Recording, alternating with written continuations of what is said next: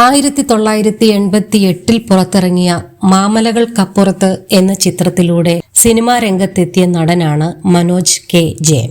36 വർഷമായി സിനിമാ മേഖലയിൽ നിറഞ്ഞു നിൽക്കുന്ന മനോജ് കെ ജയൻ നായകനായും വില്ലനായും സഹനടനായും തന്റെ കഴിവ് തെളിയിച്ചിട്ടുണ്ട്.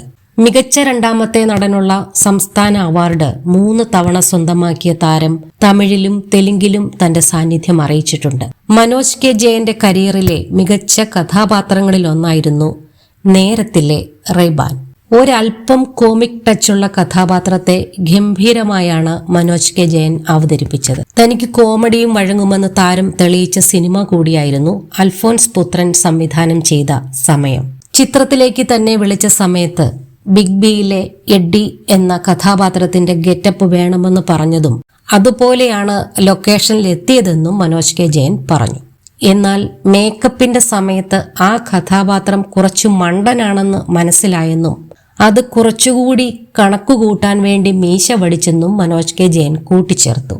അൽഫോൻസ് ഇക്കാര്യം എങ്ങനെ തന്നോട് പറയണമെന്നറിയാതെ നിൽക്കുകയായിരുന്നു എന്ന് തന്നോട് പറഞ്ഞെന്നും താരം കൂട്ടിച്ചേർത്തു. ജിഞ്ചർ മീഡിയ എന്റർടൈൻമെന്റിന് നൽകിയ അഭിമുഖത്തിലാണ് മനോജ് കെ ജയൻ ഇക്കാര്യം പറഞ്ഞത്. നേരത്തേക്ക് അൽഫോൻസ് എന്നെ വിളിച്ചപ്പോൾ ബിഗ് ബിയിലെ ഗെറ്റപ്പാണ് സജസ്റ്റ് ചെയ്തത്. എഡ്ഡിയെ പോലെ മുടി ബാക്കിലേക്ക് ചീകി വെക്കുന്നതാണ് ക്യാരക്ടറിന് ചേരുന്നതിൽ അൽഫോൻസ് പറഞ്ഞു. ഷൂട്ടിന് വേണ്ടി ലൊക്കേഷനിലെത്തി മേക്കപ്പ് ചെയ്യാനിരുന്നു. മേക്കപ്പ് ചെയ്ത് കഴിഞ്ഞ് കണ്ണാടിയിൽ നോക്കിയപ്പോൾ ഈ ക്യാരക്ടർ കുറച്ച് ഫൂളാണ്, അത് ഓഡിയൻസിന് കണക്കാക്കാൻ വേണ്ടി മീശ വടിച്ചാലോ എന്ന് തോന്നി. ആ സമയത്ത് അങ്ങനെ തോന്നിയപ്പോൾ ഞാൻ അൽഫോൻസിനോട് ചോദിക്കാതെ മീശ വടിച്ചു. അത് ഓക്കെ ആണോ എന്നറിയാൻ വേണ്ടി അൽഫോൻസിനെ വിളിച്ചു.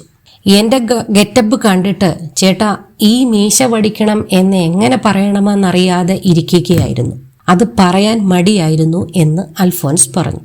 ആ ലുക്ക് ഓക്കെ ആണോ എന്ന് ചോദിച്ചപ്പോൾ ഡബിൾ ഓക്കെ എന്ന് അൽഫോൻസ് പറഞ്ഞു.